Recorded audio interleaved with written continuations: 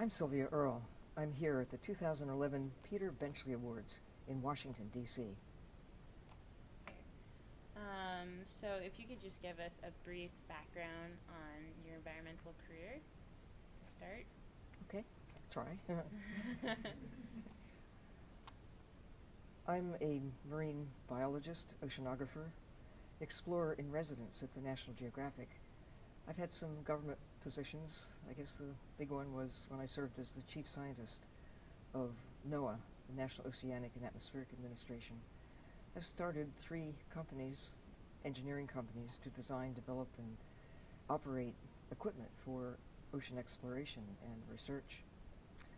I'm not involved with any of those companies now, but I most recently was with Deep Ocean Exploration and Research, DOER Marine Operations, and I've been involved with many conservation organizations over the years, and have been involved with a startup of a number of ones, and right now I'm with the Sylvia Earle Foundation and work with Mission Blue, a more of a movement than a specific organization that is anchored at the National Geographic, derived from my 2009 TED Prize and wish that went along with it to ignite public support for taking care of the ocean, the blue heart of the planet, through media, through television, through using the various media that presently are available to us.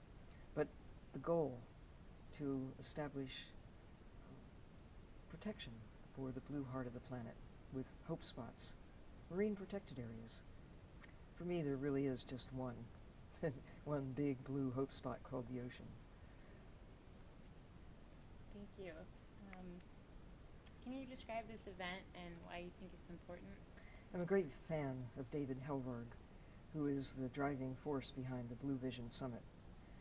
It's become the annual event for those who care about the ocean, primarily in North America, primarily the United States, but really it is global, and it is a voice for those who have various interests, whatever it might be, but primarily directed toward care for the ocean, understanding it, recognizing the various ways that we use the ocean, whether it's through extractive industries, whether for fish or for oil, or for gas, for transportation, for the tourism industry, which is huge, for science, but also very strongly represented here.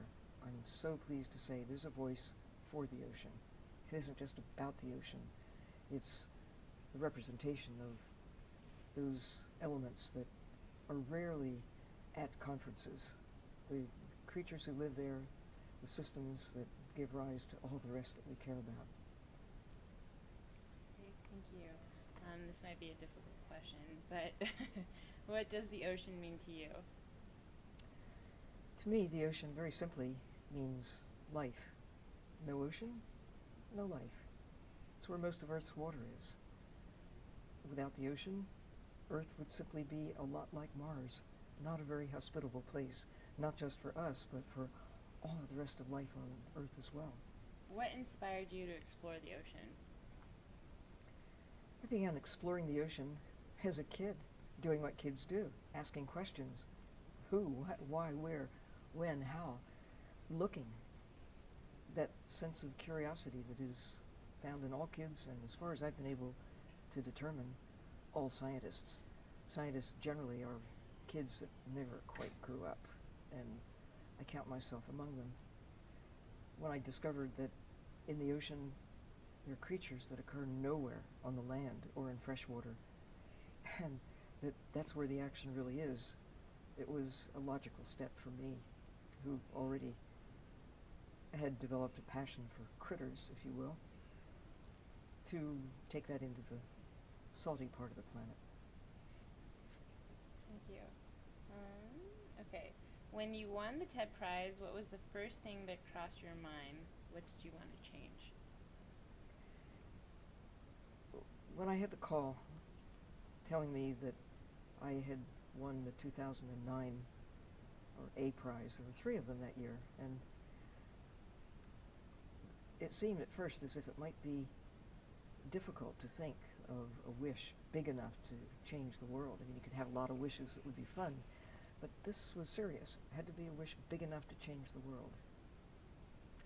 That was easy. That was what I've been doing all my life, trying to do everything possible to establish protection for the ocean. The ocean takes care of us. It's time for us to give back to the ocean.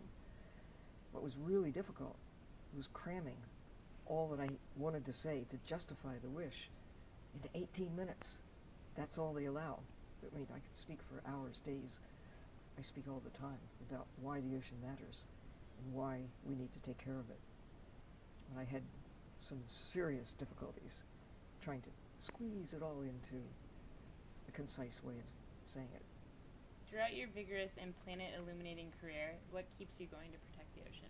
What keeps me exploring the ocean is partly because I just love doing it. That is what I do. But I spend a lot of my time now trying to bring others along, to get them to see what I see, to go jump in the ocean for themselves. My theory about education for kids is no child left dry. You need to get kids out, get them wet, get them to understand that we are connected to nature. And what keeps me going? Well, we're not finished by a long way. People still, many don't appreciate that with every breath they take, every drop of water that they take for granted, which is most of what they take for granted, we are connected to the ocean. That the ocean makes our lives possible. It's making those connections that I really want to try to achieve that.